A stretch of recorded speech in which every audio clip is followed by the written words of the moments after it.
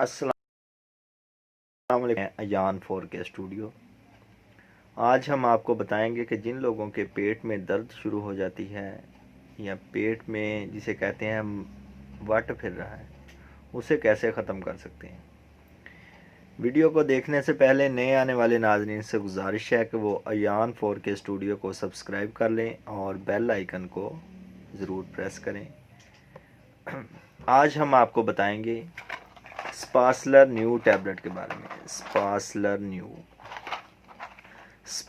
New जो tablet है ये एजीपी कंपनी से बना रही है और डब्बी में तकरीबन 30 टैबलेट हैं, यानी कि 30 टैबलेट हैं और 235 रुपये की डब्बी है पूरी।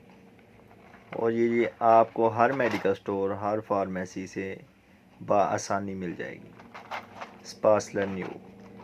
अब इसका फ़ायदा ये है कि जिन लोगों के पेट में बहुत ज़्यादा क्रैम्प, दर्द होता है, बल पड़ते हैं, दर्द होती है और ख़त्म नहीं होती, काफ़ी देर से दर्द हो रही है, उनके लिए ये स्पासलर न्यू बहुत ही अच्छी टैबलेट है। ये वो लोग इस्तेमाल करके उनके पेट का दर्द जो है वो ख़त्म कर सकते हैं। और दूसरा, जिन लोगों को इरिटेबल बाउल सिंड्रोम का प्रॉब्लम है, उनके लिए ये बहुत ही अच्छी टैबलेट है। और कुछ लोगों के पेट में गैस बढ़ जाती है, गैस की वजह से पेट में दर्द होता है और वो दर्द ख़त्म करने के लिए फिर आप स्पासलर न्यू टैबलेट इस्तेमाल कर सकते हैं।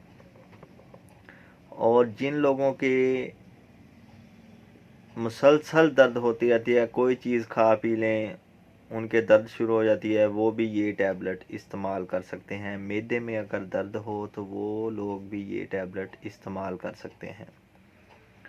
और अगर भी कोई भी जीआईटी में प्रॉब्लम हो आपके, यानी कि आपके पेट में किसी किस्म की दर्द शुरू हो जाए, तो वो ये लोग इस्तेमाल कर सकते हैं। ये सुबह शाम एक एक टैबलेट, जिन लोगों की 18 साल से ज़्यादा उम्र है वो ये एक एक टैबलेट सुबह शाम पानी के साथ इस्तेमाल करेंगे खाने के बाद।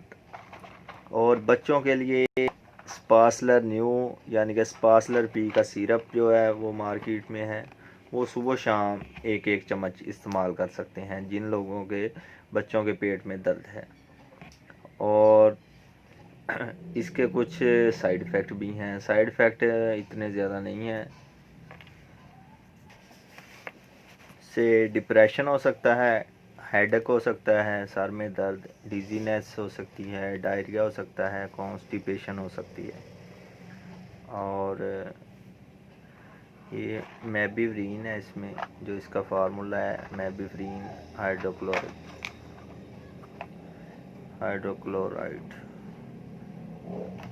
ये हर मेडिकल स्टोर, हर फार्मेसी से आपको मिल जाएगी एजीपी की टैबलेट।